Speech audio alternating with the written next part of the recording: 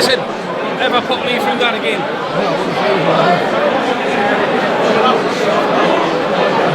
ever put me through that again. Alright everyone, hope you're all doing well. There he is. A little zombie-eyed Husker pup right there, 11 months old. Named Raiden. My little boy loves Mortal Kombat, so we named him Raiden. Get over here! There you go. A little reference to Mortal Kombat. Anyway, as some of you asked me to do more videos like this, as opposed to my usual laptop ones with images and whatever else. Anyway, I want to talk about the importance of Anthony Joshua defeating Oleksandr Usyk. Now, I was on a panel on the channel of Boxing Beats and Rhymes last night on a live stream, so go over there, check it out if you haven't seen it already.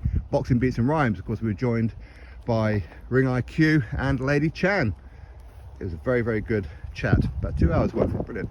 Now, within this one, we're speaking about the importance of Anthony Joshua winning. Now, some people don't like Anthony Joshua, some people hate Anthony Joshua, but they don't understand the ramifications of Anthony Joshua not being champion. They don't understand it because unfortunately there's a lot of boxing fans out there who are glory hunters, let's be honest about it, and that's unfortunate that there are a hell of a lot of glory hunters, which is much like back in the days with football where people would support Manchester United in their droves, and then Arsenal start to do well, so then they jump ship over to Arsenal, and then they go over to Chelsea and Liverpool and Tottenham and whatever else. Now, boxing is very much the same, okay? In other words, I don't like using the word casual, but there are a lot of casual boxing fans out there who will only support Anthony Joshua when he's winning. If you don't win, they don't watch anymore, and that's not good for me, that's not good for you. For those of you who like to watch all kinds of boxing and interact with people on social media or here on YouTube or anything like that, because obviously a lot of people will just stop watching boxing. And it's unfortunately, it is unfortunate because that says more about them than it does about you and I. For you and I, for the most part, people on this channel will support people win, lose or draw, because we understand once in a while it's a sport, you're going to take a loss, let's see the comeback, okay? We don't get too disheartened by it.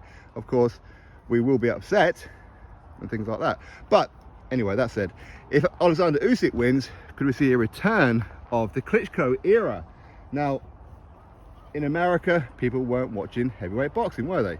Here in the UK, people weren't really watching heavyweight boxing. Now, there's nothing wrong with the Klitschkos. They were good fighters. Vladimir Klitschko, of course, he was dominant unified champion for the best part of 9, coming up 10 years, where his style wasn't really pleasing for a lot of people. Wasn't really driving in the numbers. Don't get me wrong, he's a big superstar in Ukraine, in Russia at the time, and of course in Germany. But here in the UK, not so much. It wasn't really until David Haye moved up to heavyweight and called out Vladimir. British boxing fans started to get a bit more interested in the heavyweight division again, like me, if I'm being honest. Now, if Usyk wins, pretty much the same, because Usyk doesn't have a crowd-friendly style. Now, hardcore boxing fans can appreciate his skills, but hardcore boxing fans can appreciate everything that Usyk is about, and ultimately it is about finding out who is the best. And if Oleksandr Usyk defeats Anthony Joshua again, then clearly he's better than Anthony Joshua, okay? But it's not good for the face of boxing, as in the hype of boxing. If Anthony Joshua is not around, for example, if he was to retire after Usyk, and if Tyson Fury doesn't come back, and who knows what's happening with Wilder, although we are here in October the 15th, and that was confirmed late last night by his trainer Malik Scott. But boxing fans need these kind of characters. Usyk, as good as what he is and whatever, is not the kind of guy who's going to sell out stadiums. He's not the kind of guy who is going to do huge pay-per-view numbers. Now, I'm not saying pay-per-view is important to boxing, not at all, okay? I'd rather it didn't exist. But you kind of get my point. He's not that kind of superstar, and he never will be, unfortunately, when it comes to here in the UK and, of course, in America. As if you're a hardcore boxing fan, you're going to have a different view on it. But unfortunately, hardcore boxing fans don't make up the majority of boxing fans. And I do use that term lightly. I do. But Anthony Joshua winning is important for boxing. It's important that people talk about boxing. I know some hardcore boxing fans really don't like the casual boxing fans, but at the end of the day, they do make up good entertainment. They do talk about boxing. They do make it interesting. They're the ones who, for the most part, buy the tickets. They're the ones who will buy the pay-per-views and like that, because I do find that a lot of hardcore boxing fans just sit in front of their TV and stream a lot of stuff.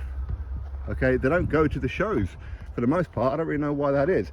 Casual boxing fans are. So if Joshua is not around anymore, but what do you think that means?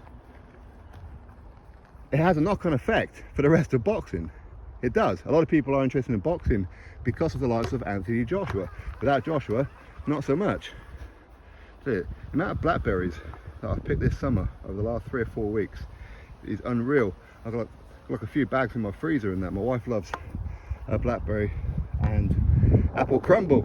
Of course, I'll make it for her, but I don't really eat it myself. I don't really like blackberries. But anyway, what can you do?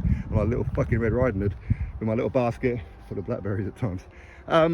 But yeah, listen, it's very, very important that Anthony Joshua wins for the state of boxing, much like with Canelo Alvarez. Now, Canelo Alvarez is a little bit different because Mexican boxing fans will support, or at least for the most part, will support Canelo, win, lose or draw. They understand, once in a while, a fighter will lose. It's a sport. It happens. Much like your favourite football team. Once in a while, they're going to lose. In my case, most of the time, with Newcastle, or hopefully that'll turn around.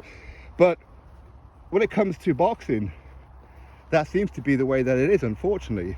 Long gone are the days of Lennox Lewis where it's okay that, you know, he lost. It's okay Frank Bruno lost. It's okay because people will still support them. People understand once in a while you're going to lose. Sometimes there's somebody out there better than you. Sometimes it's just for that night. Sometimes it's for their entire career. They'll never get a victory over him. Maybe Usyk is like the boogeyman for Anthony Joshua. Anthony Joshua never been able to get a victory over Usyk doesn't mean he can't beat Fury. Likewise, him beating Usyk doesn't mean that he can beat Fury. Okay, it's not that kind of triangle theory. It doesn't really work. But anyway, I hope Anthony Joshua wins. I think it's good for boxing. It's good for me. It's good for a lot of people that Anthony Joshua wins. Not just within the matchroom circles and things like that, not just here in the UK, but in America, all over the world, because people do tune in their droves to watch Anthony Joshua. But as I said before, a lot of them are only when Anthony Joshua's winning. Take an L, suddenly they're not interested anymore.